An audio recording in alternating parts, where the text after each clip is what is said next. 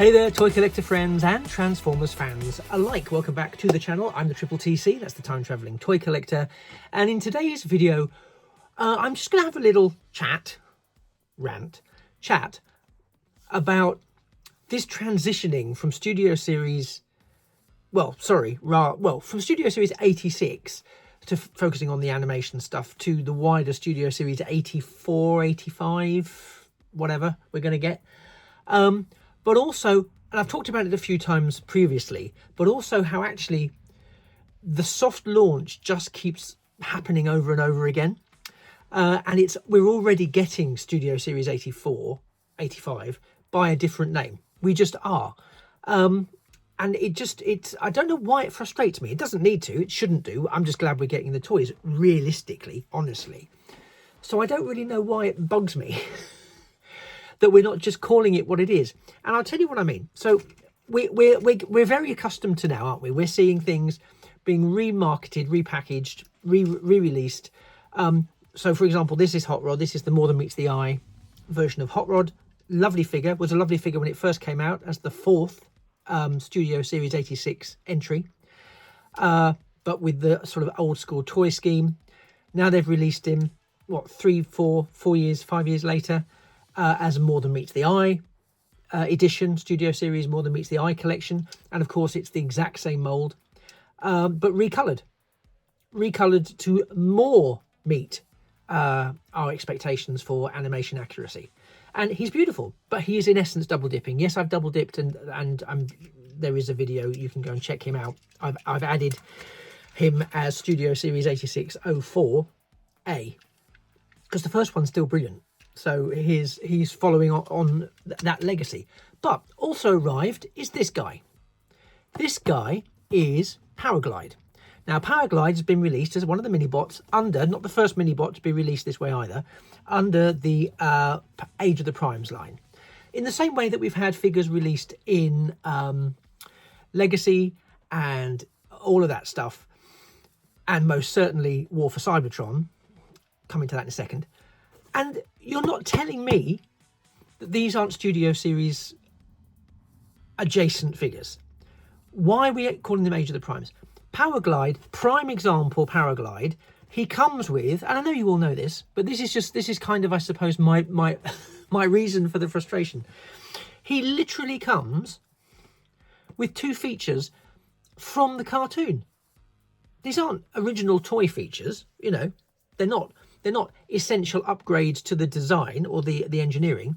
They are the heart that he shows in The Girl That Loved Powerglide, and then the mask that he wore in the one that where they go to Hollywood, supposedly, and they appear in, you know, crazy. But these are literally cartoon referenced. It's the sort of thing you get in Masterpiece figures, where there's niche accessories that reference specific one-off instances in the animated series.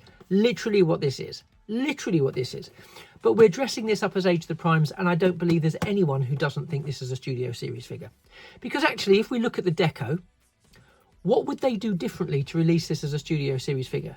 Because I'm telling you now, as we move, probably 18 months thereabouts, you watch, we'll see Powerglide, More Than Meets the Eye collection version of Powerglide in the Studio Series, because More Than Meets the Eye is their sort of get out of jail free card that says, right, we've released this previously, this is the More Than Meets the Eye collection now, so we're releasing him again. We've changed his eye color and we've given him an extra accessory, and now he's Studio Series 84, 85, 86. I mean, I think that's why they've stopped calling it Studio Series 86 on the official packaging. Now it's just Studio Series Transformers the movie, because they are going to start to sort of bake in these other characters, and they don't have to then go Studio Series 84, because Studio Series 84 was a figure, as was 85. You know, they were numbered. Then when we got to the 86, we got the subline. So that would be confusing. That's why I'm treating anything that I get that I think is like Powerglide, and I'll give you some other examples, and treating them as entries into Studio Series, because without something major, and again, Hot Rod here is the exception, I would say, currently, I'm not double dipping. This is laying the seeds for double dipping. Exactly why I didn't do it with the Insecticons when they gave us the Legacy Insecticons, because they've been re-released now, the same figure, the same molds with better deco, admittedly, but they've been released as Studio Series. I got them. I didn't because I knew that was coming. I didn't pick them up in the Legacy line because I knew it was going to be the same molds. I suspected. I didn't know. I suspected it was going to be the same molds, and then we got really good deco in the plus all the accessories in the Dramatic Capture series. I picked up what I knew would be the Studio Series 86 Insecticons via Dramatic Capture, so I've got them. I don't need that set. They are, to me, my Studio Series 86. There's no. The only difference is the colouring of some of their protuberances, and I actually prefer the dramatic Capture series. I think they're a little bit too milky white. But that might be, you know, I'm not going to comment on other people's tastes and preferences. That's you know, in the purview of other people. That's why that's why we're all different. But I mean, again, they did it with Swerve. So Swerve was I've bracketed him as Studio Series 86 because he's going in my Studio Series 86 on my Studio Series 86 shelves, which, by the way, I'm going to be redoing because I've now got some wonderful little acrylic shelf, so mini shelving to go into my shelves. So it should help me space out. I can do some better displays. So that's just a by the by. So Swerve, prime example. Sideswipe, prime example. Now, he admittedly came out in the Devastation line. I don't play the game. I've not picked up any of the Devastation figures. But what can they do to this? I didn't get the original mold, again, re-released mold. Didn't get the original mold. Picked him up in this format, not least because I think I got him at a special rate. But he looks like G1 meets the animation, which is what we want Studio Series 86 to be giving us. So he went into my Studio Series 86 line. I'll tell you who didn't go into it, and should have. If I'd have thought that along these lines previously, I'd have done this for this guy. So here's Beachcomber. I think he came out in the Legacy line. I think. Correct me if I'm wrong. But again, he came with the Paradise Parakeet. Appears in one episode of the cartoon series. So tell me again, please, how is this not going to be released as a More Than Meets the Eye collection edition under the Studio Series banner somewhere down the road? What would they do differently? I can't see what they do. You might, I mean, maybe there'd been some insignia differences, some minor redecoing. I'm not that fanatical that that's going to bother me. In some, there might be some figures where I would be that fanatical. I don't think it's Beachcomber. But again, that Paradise Parakeet accessory, tiny little thing, sort of thing you know it's going to get lost over time by people. But that Paradise Parakeet, absolutely 100% the same as what we're seeing with Powerglide's accessories here. They are unique to the cartoon series, aren't they? I mean, they might not be strictly unique. They may also crop up in cartoon media, maybe comic media. You know what I mean. I know you know what I mean. You get it. You're bright. So we're seeing these accessories. This is why I picked up, and I've mentioned them before, and I will do a video on them soon. I picked up War for Cybertron Inferno and War for Cybertron Grapple for really good prices, by the way, because again, now I know they've got lots of surface detailing, but considering they turn into a fire engine and a crane, I would want those alt modes to have that sort of surface detailing. But I'm telling you now, I would stake money that this exact mold, somewhere down the line, this exact mold and also Grapple's exact mold will be recycled as More Than Meets the Eye collection Studio Series figures. I'm telling you, because what would they change, really? They might smooth them off. They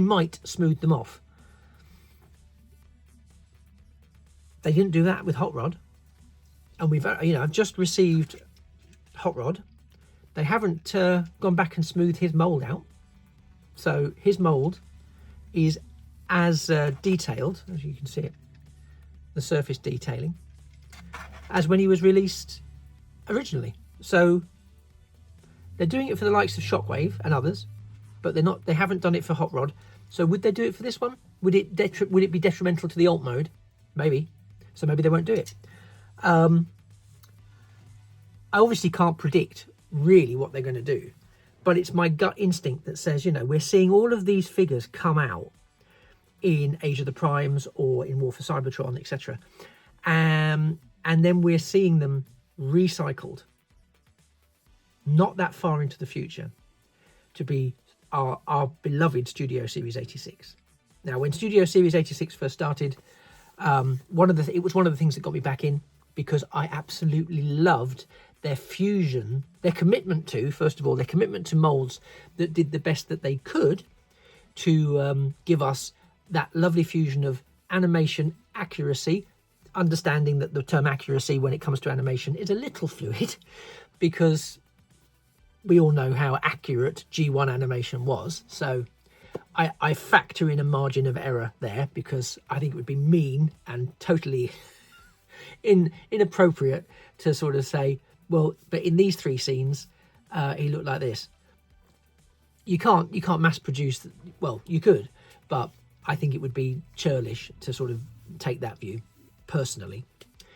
So that to one side, I think they have done, in the main, excellent job of fusing together G1 cartoon accuracy, animation accuracy with intolerances, with the aesthetic of the toy line, whilst giving us the engineering that we want now. One of the things I love about the Missing Link line is that they have thrown caution to the wind a little bit in terms of the original toy looking like a G1 character, and they've gone, we're going to give you the G1 toy, but with the articulation of modern day figures, as far as is humanly possible, with the structure. And that's why I'm kind of excited to see what they do in hand. I've seen the images, of course, what they do in hand with Ratchet and Ironhide. I've never been a huge fan of Ironhide, but I have been a huge fan of, I know it makes no sense, of Ratchet. So I have pre-ordered the Ratchet Missing Link. I haven't pre-ordered the Ironhide Missing Link at this stage. If it suddenly sees a bit of a dip in the price, because they're not cheap, I might reconsider. But at the here and the now, I'm a bit more. I've committed to Ratchet, and people have gone, oh, but it doesn't look like the toy. It doesn't look like the original toy. They're supposed to be giving the original toys the articulation, and actually, and I think this was talked about on the Triple Takeover podcast. If you listen to that, it's worth listening to. Fantastic. 60, who you'll probably know from YouTube, brilliant. It's a really great podcast. I love it. But I think it was a little while back on there they were talking about Missing Link, and how Takara Tomy, the spokesperson for this, I can't remember names unfortunately, had said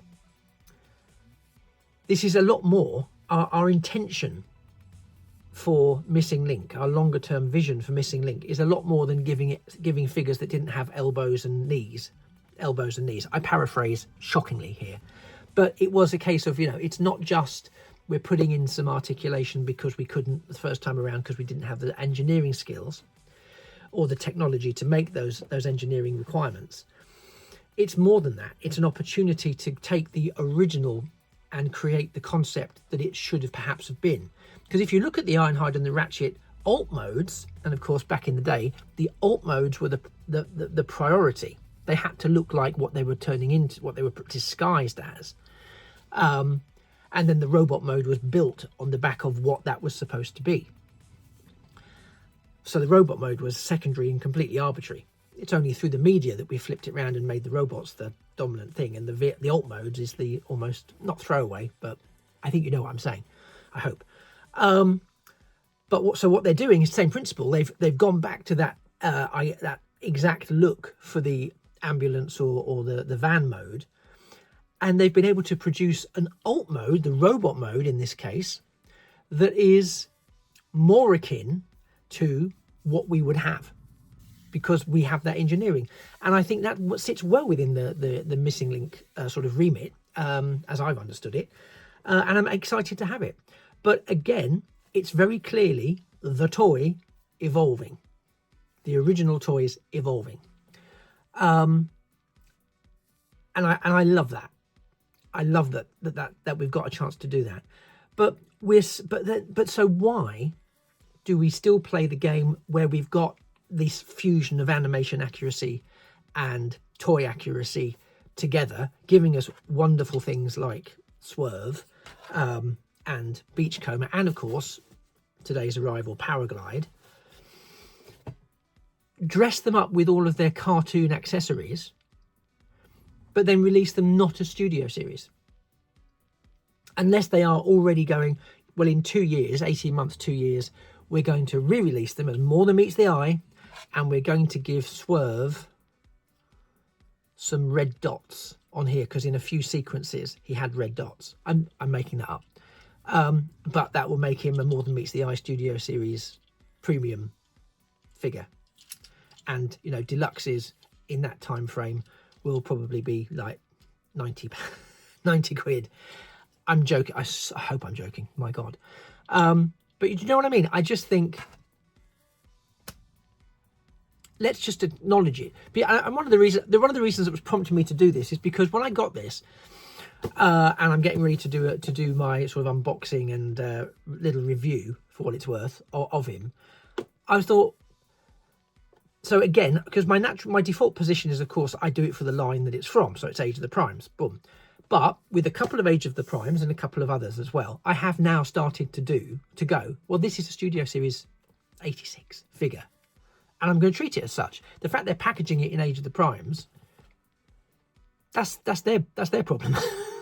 But to me, I understand what I'm getting here is tantamount to Studio Series 86. So when I unbox him and figures like him in the future, they will, and like I have done with other Age of the Primes figures in the past, who aren't strictly speaking Studio Series, but let's be honest, they will be. I'm going straight to it. I'm not going to double dip into a Studio Series version of Powerglide. Again, always the caveat, unless there's something unless there's a really good reason to do so. I don't know what they could do differently. Now, this, of course, is my opinion. That's all I have to offer, really, is my opinion. But I would love to hear your opinion. I know I'm driving myself nuts about something that couldn't be more inconsequential. I know, I get it. But do you see where I'm coming from? I suppose what I'm going to be asking you for is, if you were Hasbro and you've gone, right, we've produced Swerve, we've produced Powerglide, we've produced Beachcomber in these various iterations, what would you do? What would you want to see, perhaps more to the point, what would you want to see if they were being re-released as Studio Series 86? What would make you go, you know what? I really want that Studio Series 86 version of Powerglide, because it looks different, because it's got this, or it comes with that. That's all I ask. I would just like to understand the thought process. If you can give me that, I'll be over the moon. I'll be over the moon. I suppose, because I haven't mentioned it yet, and in case you're worried that I don't mention it, because I know people hang on to every word in case somebody says this when you're watching a YouTube video, you can also join in if you want to do it like a little bit of a communal sing-along. It would be great if you could like the video and also click the subscribe button down below, and possibly the little bell to turn on those notifications so that you never miss a future video. Blah, blah, blah. Basically, I set myself 3 milestones a year for new subscribers. I've got no control over it, obviously, other than pumping out stuff for people to hopefully watch and engage with, and to some extent enjoy or disagree with or have their own opinions about. All of that, don't mind any of that, as long as it's respectful and kind and all of that essential business. But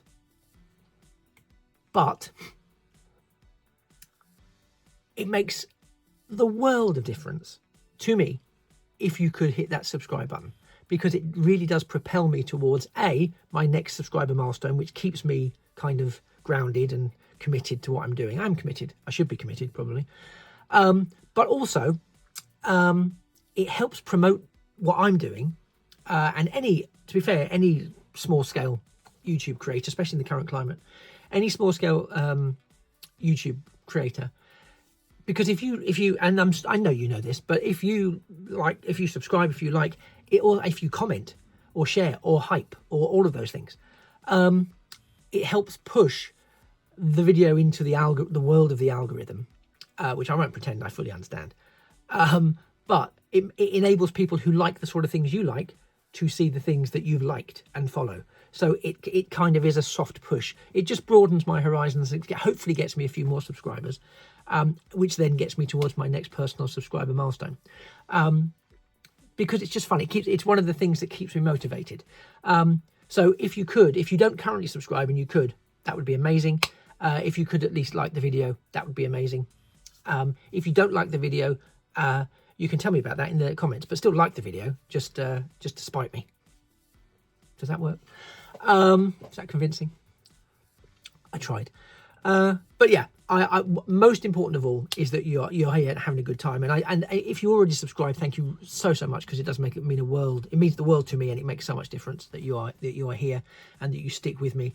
And see the evolution of the channel, because again, I was looking at doing something with all my Studio Series 86 figures, and Studio Series 86 was one of the first things that I started doing videos on at time of recording about 3 years ago now. Where's the time gone? And they're really bad videos.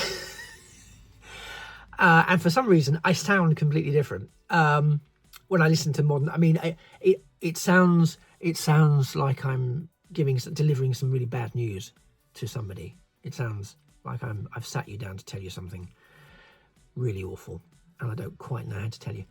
I don't know why I had that voice going on. No idea. But yeah, so if you want to laugh, go and watch how hideous and awful those videos are.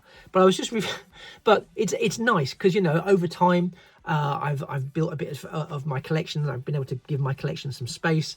The whole thing is, I think, improving no end. And I do always listen to feedbacks, even if it's not presented in the kindest and nicest way, which sometimes, you know, just has to be.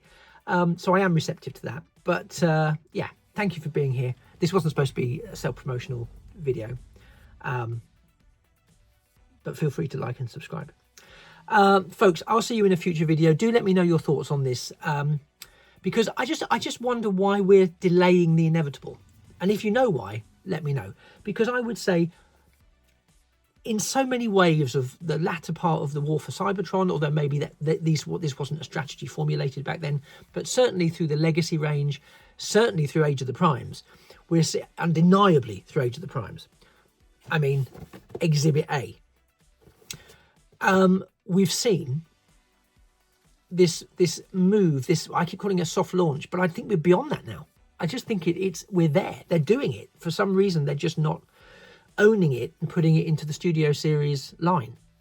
Because they just could call it, now that there's no numbering from their point of view, they could just call it Studio Series G1 Animation. Like they did with the Evolution Legacy stuff, where they would go G1 Universe version or G1 Animated Series version, or Armada version. So they sort of were feeding us through the various different, you know, multiversal elements of the different Transformers universe. They fed us well through those toy lines, but they named them. So if they've now had this bit of a reshuffle in their branding, why not Studio Series G1 Animation Powerglide? Because how is that not this? Again, for the sake of not renaming all the videos in my Studio Series 86 line, I am just tagging them in. Because you know what? The film was part of the universe of G1 Animation. So Studio Series 86 is, I know it's supposed to link to the 86 movie, obviously, but there's more to life than just the G1 Studio Series 86 movie. There's the cartoon that was before and after the 86 movie. So Studio Series 86, it's a nice comfortable banner for me. So anything that I think is going to come out in a few years time, rebranded, I'm taking it and I'm putting it in my Studio Series 86 line. Feel free to disagree with me. I won't. That's one bit of feedback that I will happily read, but I'm not going to change what I'm doing until I have a super reason to do it, because to me it just makes sense, and it keeps my playlists tidy, which probably says much more about me than I want it to. Anyway, thanks for sticking with me. You've been, as always, a fantastic audience. I will see you in the very near future in another video. It just remains for me to say that I've been the Triple TC, that's the Time Travelling Toy Collector. You have been phenomenal, as always, listening to me and being supportive. And it just remains for me to say that things of beauty really are toys forever. Take care. Bye-bye for now.